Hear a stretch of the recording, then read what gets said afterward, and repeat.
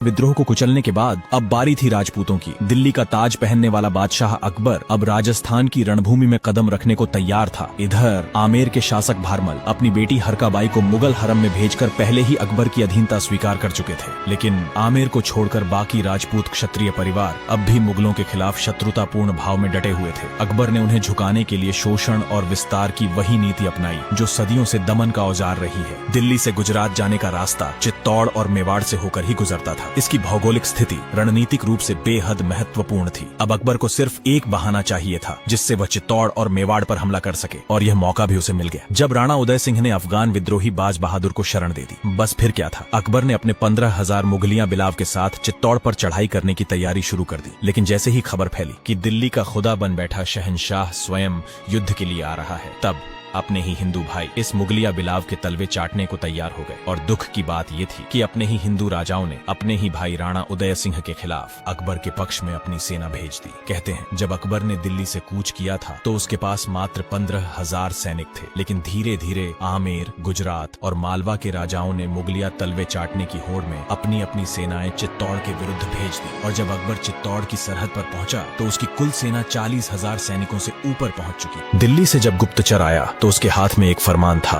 उस फरमान में लिखा था, बादशाह अकबर स्वयं 15,000 की शाही सेना लेकर चित्तौड़ पर चढ़ाई करने आ रहा है। खबर जैसी ही राणा उदय सिंह तक पहुंची, युद्ध की गंभीरता को भांपते हुए उन्होंने तुरंत आदेश दिया कि चित्तौड़ की समस्त प्रजा को सही सलामत दुर्ग के भीतर पहुंचा दिया जाए। और फिर गांव गांव में नगाड़ों के साथ ऐलान होने लगा, सुनो सुनो, दिल्ली का बादशाह अकबर चित्तौड़ पर आक्रमण करने आ रहा है। समस्त जनता शीघ्र दुर्ग के अंदर प्रवेश करे। द्वार बंद किए जाने वाले हैं। लोगों ने अपनी गृहस्थी समेटी। बच्चे, बुजुर्ग, महिलाएं सब दुर्ग के विशाल फाटकों की ओर दौड़ पड़े। जैसे ही पूरी प्रजा दुर्ग के भीतर पहुंची, द्वार बंद कर दिए गए और तभी मुगलिया बिलाव अकबर चित्तौड़ के दरवाजों पर दस्तक देता दिखाई दिया। उसने ललकारा, यह काफिरों का किला है और खुदा ने मुझे भेजा है इन्हें नेस्तनाबूद करने के लिए। चित्तौड़ के किले पर जब 40,000 मुगलिया सैनिकों की धमक सुनाई दी और उन सैनिकों के साथ अपने ही कुछ राजपूत भाइयों की मौजूदगी देखी तो राणा उदय सिंह का हृदय भीतर से टूट गया। जिस धरती पर उन्होंने अपने बचपन के दिन बिताए थे, जिस मिट्टी की गंध में उनकी माँ की ममता और गुरुओं की शिक्षा बसी थी, आज उसी भूमि को अपनों ने ही मुगलों की हरमगाह में सौंप दिया था। राणा की आंखों में बचपन की एक स्मृति तैर गई जब माँ उन्हें पालने में झुलाते हुए कहती थी, इला न देनी आपनी हालरिया हुलराए, पूत सिखावे पालने, मरण बड़ाई माए। मतलब क्षत्राणी अपने पुत्र को बचपन से ही मर मिटने का पाठ पढ़ाती है कि बेटा, रणभूमि में दुश्मन से टकरा जाना पर अपनी भूमि पर किसी और का झंडा मत लहराने देना। लेकिन आज उन्हीं संस्कारों को भूलकर जब राणा ने अपने ही खून को मुगलों के साथ देखा तो उनकी आत्मा कांप उठी। मन में एक ही चिंता गहराने लगी, क्या अब चित्तौड़ भी उस गंध में डूब जाएगा जो केवल गुलामी की होती है? पर नहीं, राणा उदय सिंह ने हार नहीं मानी, अपने शौर्य को समेटा और रणभेरी बजा दी। राजपूताना की तलवारें फिर से चमकने लगी।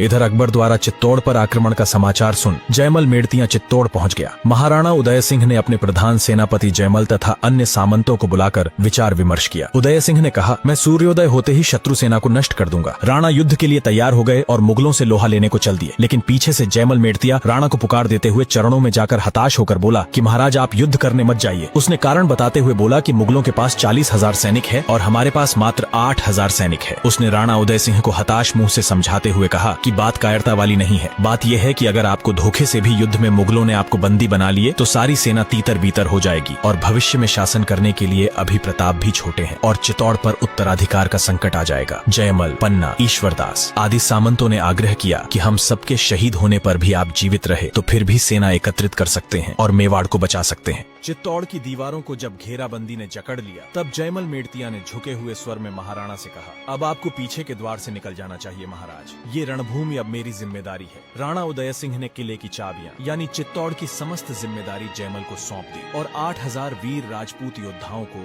युद्ध के लिए नियुक्त कर दिया गया। चित्तौड़ की भलाई के लिए राणा ने अंतिम बार किले की ओर देखा और पहाड़ी रास्तों से होते हुए कुंभलगढ़ के सुरक्षित महलों की ओर प्रस्थान किया। अब किले का भार था जयमल के कंधों पर और पहला काम उन्होंने किया एक गुप्त संदेश भेजने का शिवपुरी अपने भतीजे कल्लाजी राठौड़ तक। और इधर शिवपुरी में कल्लाजी राठौड़ अभी तोरण मारने के लिए कदम ही बढ़ा रहे थे कि तभी युद्ध के नगाड़े गूंज उठे। एक सैनिक धूल उड़ाता हुआ वहां आ पहुंचा, हाथ में संदेश पत्र और मुख पर भय की रेखाएं। महाराज, बादशाह अकबर की विशाल असुरी सेना ने चित्तौड़ को चारों ओर से घेर लिया है और यह है जयमल मेड़तिया का संदेश। कल्लाजी ने कांपते हाथों से पत्र खोला। कल्ला, मातृभूमि का कर्ज चुकाने का समय आ गया है। पत्र पढ़ते ही राठौड़ की आंखें अंगार हो उठी और कल्लाजी राठौड़ ने तुरंत युद्ध में जाने का निर्णय लिया और अपनी नव विवाहित पत्नी कृष्णा कंवरी चौहान की आंखों से बहती अश्रुधारा देख कल्लाजी राठौड़ ने उनको वचन दिया कि युद्ध में चाहे जो भी हो मैं आपके पास जरूर लौटूंगा। वचन देकर कल्लाजी राठौड़ रनेला से निकल पड़े और सीधा चित्तौड़ आ पहुंचे। विकट योद्धों के अनुभवी जयमल ने खाद्य पदार्थों व शस्त्रों का संग्रह कर युद्ध की तैयारी प्रारंभ कर दी। उधर अकबर ने चित्तौड़ के स्मारक महत्व की जानकारियां इकट्ठा कर अपनी रणनीति तैयार कर चित्तौड़ दुर्ग को विशाल सेना के साथ घेर लिया और दुर्ग के पहाड़ में नीचे सुरंगें खोदी जाने लगी ताकि उनमें बारूद भरकर विस्फोट कर दुर्ग के परकोटे उड़ाए जा सके। इधर चित्तौड़ में जयमल पत्ता अपने समय का माना हुआ योद्धा था। उसके हृदय में उत्साह व देश के लिए उत्सर्ग होने की पावन भावनाएं कूट कूट कर भरी हुई थी। उसने अपने सभी साथियों तथा सरदारों को एकत्रित कर प्रेरणास्पद संदेश देते हुए कहा, वीर सरदारों, ये समय हमारी परीक्षा का है। मातृभूमि पर आपत्ति के बादल मंडरा रहे हैं। यवनों के अनावश्यक रूप से हौसले बढ़ रहे हैं। वे लोग जोश में अपने होश हवाश भी भूल गए हैं। ऐसी विषम परिस्थिति में हमें विवेक से काम लेना है, एकता के सूत्र में बंधना है। मुझे आप लोगों की शक्ति व रणकौशल पर पूर्ण विश्वास है। हम दृढ़ता के साथ कह सकते हैं कि यवनों को ईंट का जवाब पत्थर से देंगे। उनको बता देंगे कि चित्तौड़ की ओर आंखें करने का क्या परिणाम होता है तथा चट्टानों से टकराने का क्या अंजाम होता है। हर हर महादेव के साथ